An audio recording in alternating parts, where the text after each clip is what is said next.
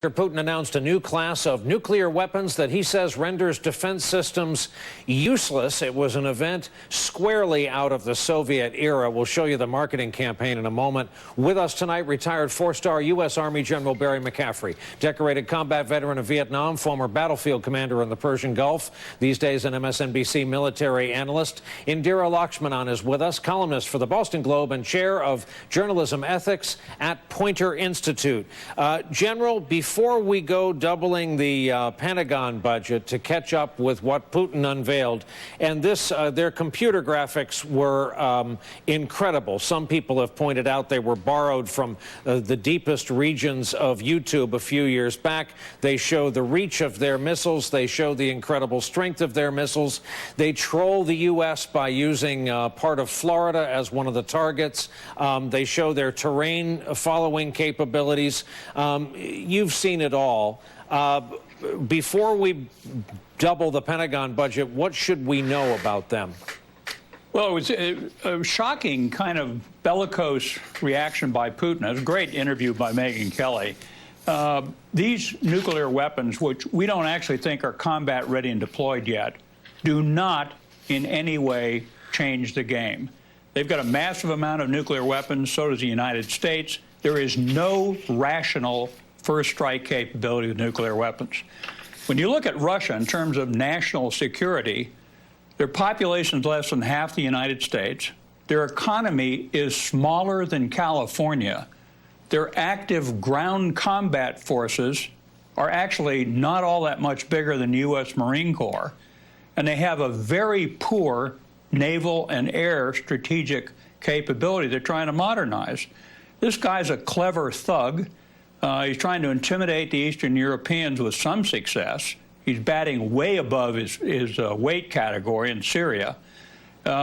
He's getting Russia into terrible trouble. The only thing he's got going for him is President Trump's shocking inaction in confronting him over attacks on U.S. interests, principally through crypto warfare. Yeah, I was going to say, another thing they have going for them is a tremendous bang from a limited buck. They did a bang-up job with our presidential election.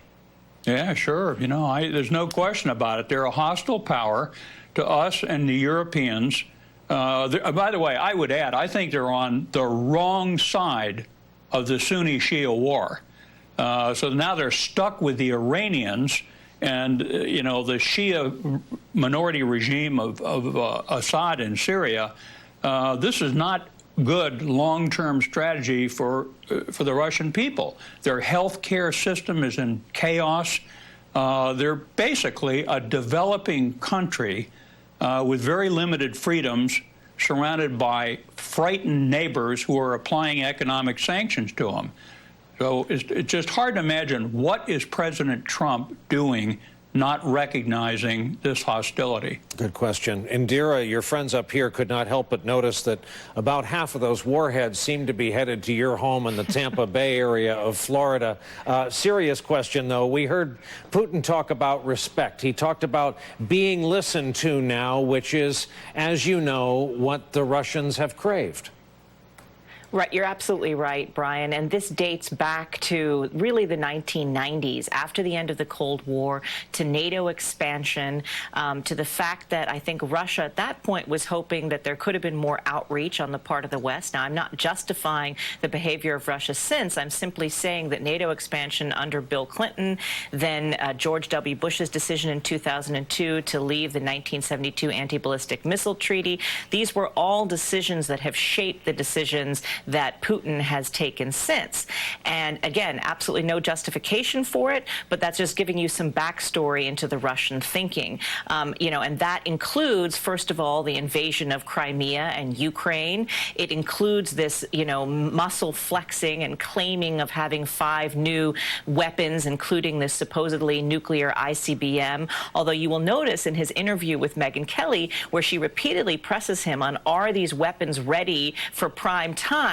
He doesn't directly answer her question. And part of that is for us to remember that, of course, the speech he gave, his annual State of the Nation speech, is in a way a campaign speech for him meant for domestic consumption. He's trying to stand up and say, America took advantage of us, the West took advantage of us in the 90s when we were weak, and we will be weak no longer, we will stand up. And I'm going to go ahead and predict. That's part of the message. I'm going to go ahead and predict he does very well on election night. General, to the last point you made, young people coming up and getting their first glimpse of Russia would be forgiven for seeing this all-powerful country because of the influence they've had, because of how they've seeped into every aspect of their culture. It kind of gives their image a boost and more of a grandiose image than the nation you just talked about. Yeah, that's true. You know, I think it's, again, it's unfortunate the Russian people. These are world-class people in physics and ballet and literature, and their soldiers are legendary in their courage defending the Russian Federation during World War II. And yet poverty is widespread. These people are surrounded by hostile neighbors who are fearful of them, particularly Eastern Europe. It doesn't make much sense from a political or economic viewpoint for Putin to take on the world at large. But again, I think the Russian people, and Dira's got it entirely correct. I think the expansion of NATO, the humiliation of Russia, the dissolution of the Soviet Federation where they came apart and were stumbling around disorganized, all of this was a huge problem to their self-pride. And Putin's appealing to that, saying, look, you know, keep your mouth shut, stay out of political power, I'll let you go vacation in France. And you can keep some money if you share it with us, the former KGB. Indira, I owe you a couple minutes of airtime. Our apologies. We're getting long in the tooth. General Barry McCaffrey and Indira Lakshmanan, thank you both very much. When we come back from this break, we'll take on the question that has become immortalized in a commercial that will not stop airing. How far is this from normal? When the 11th hour continues.